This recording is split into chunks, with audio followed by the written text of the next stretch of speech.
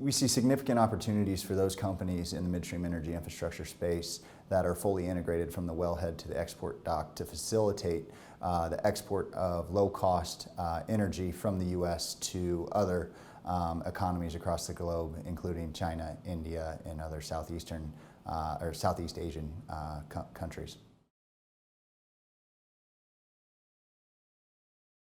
Yeah, in terms of structural simplification activity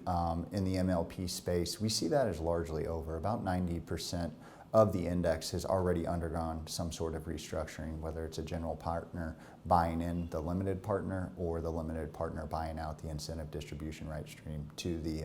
the general partner. That has created some volatility in the equity prices over the last couple of years, and a catalyst moving forward is that simplification process that's now over, is behind us, allowing for better corporate governance, simpler corporate structures for generalists to be attracted to the MLP space, and then also more accretive growth projects and M&A activity driven by a lower cost of equity capital as the incentive distribution right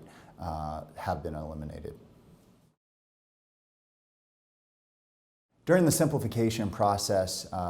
we did see a number of distribution cuts which impacted, obviously, the cash flow to limited partners and also the overall yield that an investor was getting, which resulted in equity price volatility. Our viewpoint is that the MLP space over the next couple of years is going to grow distributions with 4 to 6%, which we believe will be a catalyst for those investors that are looking for stable cash flow. One of the original kind of theses is behind the midstream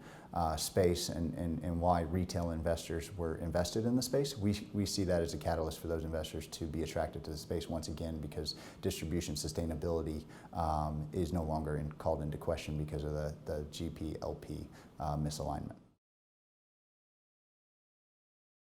We view investments in MLPs or midstream energy infrastructure as either a real asset allocation within an investor's portfolio or sometimes a bond proxy, and especially with the attractive yields we see in the space today, around 8% for the MLP index, we see that as extremely compelling opportunity to swap out some of your fixed income allocation to MLPs, especially as I mentioned that distributions in the environment today we view are much more sustainable than they were 3 to 5 years ago. With the simplification process over, we see balance sheets in much better shape, and then also distribution coverage much higher than it has been historically, all positioning the companies to have much more distribution sustainability.